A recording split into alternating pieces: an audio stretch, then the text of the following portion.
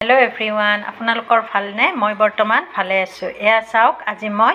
भात साजत की बनालो एया माछ सरू माछ फ्राई करिसो धुनियाকৈ आरो ए सरू माछ फ्राई करी मैं एया कोमोरार लगत धुनियाকৈ खार बनाइसो एया कोमोरा आरो सरू माछर खार तार लगते एया मैं बेगेना फ्राई करिसो धुनियाকৈ मोर लराटोय जेहेतु बेगेना खाई ভাল पाय সেইভাবে मैं तार काने बेगेना फ्राई करिसो